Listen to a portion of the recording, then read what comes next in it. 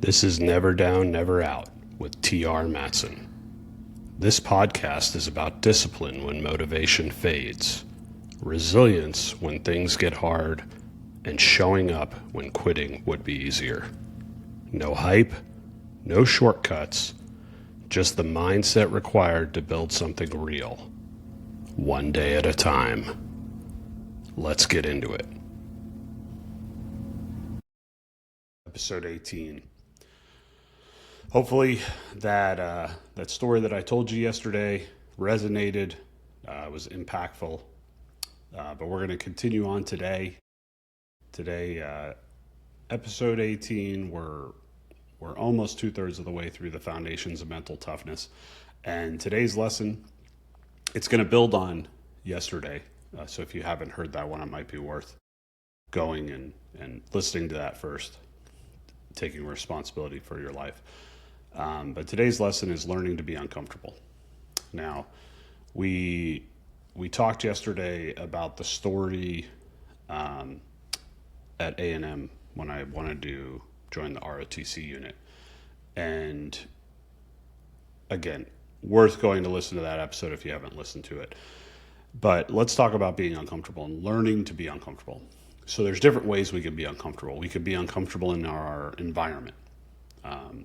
If we put ourselves out there, if we are working towards a goal that doesn't necessarily fit within our comfort zone, we are now putting ourselves into an environment where we're uncomfortable. We could be uncomfortable in our own skin. If we don't like how we look, if we're not confident in our bodies, then you very well could be uncomfortable in those particular aspects of your life. But let's talk about two instances, or build on two instances I've talked about in the past, and then talk about why it's so important. So first being what we talked about yesterday, being essentially massively overweight. Where that story went next is I did join the ROTC unit, and they did find a uniform for me to wear. Had to be tailored a little bit, let out a little bit. And I remember putting it on the first time to go to formation, and I looked horrible. It didn't fit right. Parts of it were too big for me. Parts of it were too small. It just looked goofy. I didn't know how to wear it properly, but I showed up anyway. Extremely uncomfortable in my own skin in that moment. But it was building momentum. It was callousing my mind to teach me, hey, this doesn't matter right now. This is short term. And I was able to get through that first formation, stood in the back, tried to hide a little bit, and then I showed up the next day, and then on the side, I'm going to class full time, and I'm working with that chief in the gym, and I didn't even have the right gym clothes. I looked like an idiot in the gym. I had no idea what to wear, no idea what to do. I really had never learned the fundamentals of really good working out like I was about to, but he would work with me day in, day in, day. And it really helped me feel more comfortable. And what happened very quickly, as you can imagine, because I was living a sedentary lifestyle, a very comfortable lifestyle where I was, other than physically being uncomfortable due to my weight, it allowed me to start losing weight pretty rapidly. I mean, you're 19 years old, and it's probably your metabolism is probably the highest it's going to be, at least for a guy, at least in my experience. So I started doing some activities, started moving, and I was burning calories very rapidly, and I started losing weight very rapidly. And what that caused is it caused me to then move into a period where the uniform got a little bigger. Before I knew it, I had some workout clothes that made me look like I actually belonged in the gym. Uniform kept getting bigger. I had to go in and get a new one. It started looking better. I was miles away from my goals, miles. But I was seeing progress. And in that moment, if I had never gotten myself to be okay being uncomfortable, I don't believe I ever would have felt the progress. Now, I told you yesterday the outcome after that year, but let's fast forward into flight school. So that story is the ultimate of me being uncomfortable in my own skin. Let's talk about being uncomfortable in my environment. So I'd never flown before, maybe one small airplane ride from one of my dad's customers, 30 minutes in a Cessna. Not enough to really absorb anything. Had never flown other than that. Barely had been on airliners. We didn't travel a whole bunch when I was a kid. So here I am in Enid, Oklahoma, Vance Air Force Base. I have on a flight suit, and then we would put on a G suit, and then we would put on our survival harness, and we would walk out to the plane, helmets, all of this gear that just physically felt uncomfortable. I wasn't used to it yet. I remember looking years later at pictures of me towards the end of my active duty time, just hanging out in flight gear, and I looked like it was pajamas, a comfortable pair of jeans. Like over time, it had gotten comfortable. But in the moment there in primary, it's very uncomfortable just to stand in this gear, let alone operate in it. And then I walk out to a flight line to an aircraft that I really was very unfamiliar with, to an archaic cockpit layout that was cramped, sitting right next to an instructor that could see my every move, felt like he could, visualize every thought I was having, which was probably good in the long run. But in the moment, it was very uncomfortable. And then the canopy closed. And when that canopy closed, it was just, I've never been one to be claustrophobic. I was the guy in survival school that, they put you, if you've ever heard stories of survival school, I won't get into it now, but they put you in a box as part of the training, and a lot of people freak out. I actually fell asleep. I was really tired. So small spaces never really bothered me, but you close that canopy, and I was very uncomfortable. But I kept doing it, and I kept going there, and I had the faith that if I can continue to keep going, if I can continue to keep doing this, then hopefully one day I would be comfortable. Now, let's pile on top of that the air sickness issues, which again, I think were more anxiety issues than they were actual motion sick, frankly. And, my wife and I were just talking about that the other day, and she's like, well, if you're looking at your phone while I'm driving, you say you get a little motion sick. And I laughed and, of course, made a joke, which probably got me into a little bit of trouble about her driving, which is not true. But ultimately, what I explained to her is there's a big difference between feeling a little bit nauseous and uncontrollably vomiting. And I had built myself up in this aircraft to be the latter.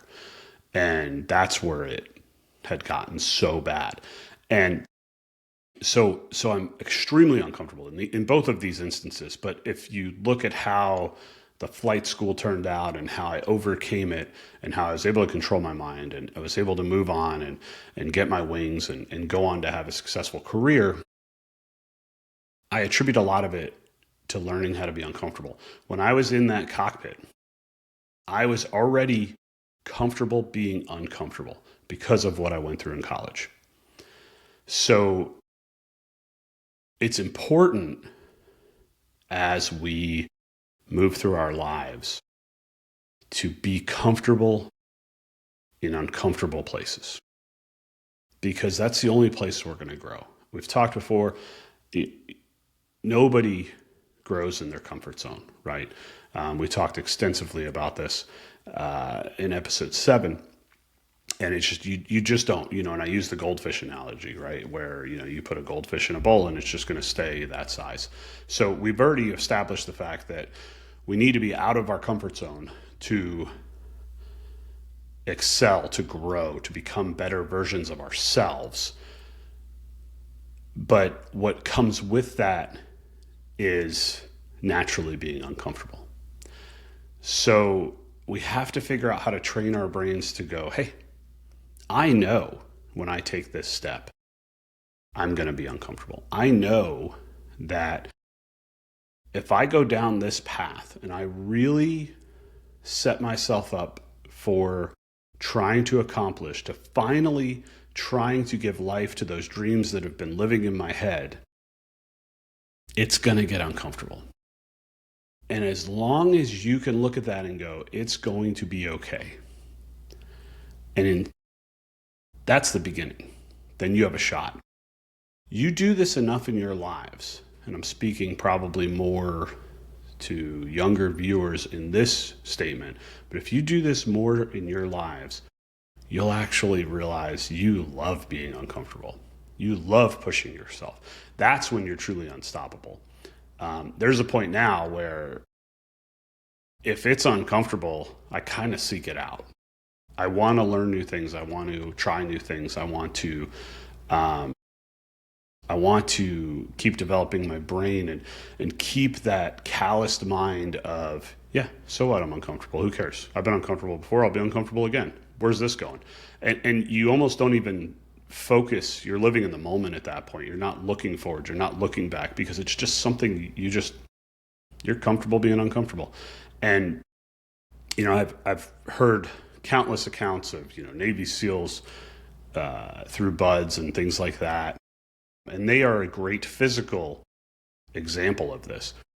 I think one of the things that military pilots don't speak of is we are also a good example of this, because very rarely, if ever, have I met somebody who was just comfortable their whole time, that just started day one of flight school, worked their way all the way through and was like, yeah, that was no one too bad. Very rarely. I mean, even people, I have friends that had over 2,000 hours of flight time before they joined the military.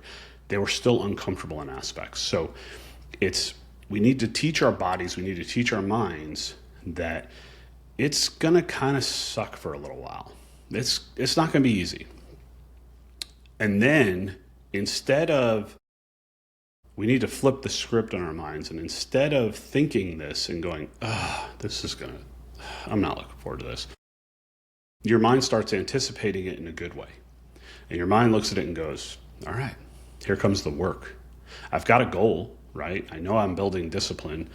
Here comes the work. Here is the validation check that you're actually going to take a step forward towards that goal today.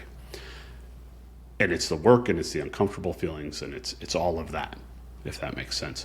And it becomes a catalyst for momentum, because now you're seeking it instead of shying away from being uncomfortable, which is kind of, again, how we're wired, right? If you go back and you think about evolution and you think about, living in caves and saber-toothed tigers and all this stuff, our minds are designed or developed to keep us safe, to keep us comfortable. So it's like, stay in the cave, stay by the fire, stay warm, stay fed. To step out and to put yourself out there is a life or death thing. Well, nowadays, that same wiring causes us to sit on the couch, play the video games, to scroll social media constantly, because that's a comfortable place. You're never going to achieve anything doing that. I mean, sure, people will be like, hey, there's video game players that are making millions. They are. I promise you, they are even uncomfortable because they're pushing themselves in their craft. What I'm saying is, I'm talking to the masses. I'm talking to the casual individual that is just not getting off the couch, whatever that goal is. And again, the things I talk about encompass everything. It's not a weight loss fitness goal. It's not a job goal or a career goal or a relationship goal. It's all of it. Have that tough conversation in a relationship that's uncomfortable. Tell the person you're with how you really feel or what's bothering you. Or if you know in your heart this isn't the person to be with, making the move to leave is uncomfortable. But that's the only way that you are going to continue down the path you need to be on. So we need to really focus today. I want you to take a few minutes after this and seriously think about how your brain reacts to comfort. Does it seek comfort? Does it welcome comfort? Most of us do. And if it does, that's okay, but we identify that it does. And then we actively push past that. We actively look for things that could put ourselves out there. Are we not a social person? We actively put ourselves out there and try to meet neighbors or talk to people or be kind to others. Whatever it is that you identify after this as your comfort zone, if you want to grow, you need to actively push yourself out of it. Make yourself uncomfortable on purpose. Recognize the feeling. Recognize that you have survived, and you will eventually train your mind to seek being uncomfortable. And that's our goal, because that's how we make progress. Thank you again for all the support. I can't thank you enough. It's truly mind-blowing. The comments, the messages, all of this. I could not have expected this. So I thank you for it. Let's keep going. Let's keep working hard, and we'll talk soon. If this episode helped you, don't just listen, apply it. Progress is built in what you do after the message ends. Remember, never down, never out. I'll see you tomorrow.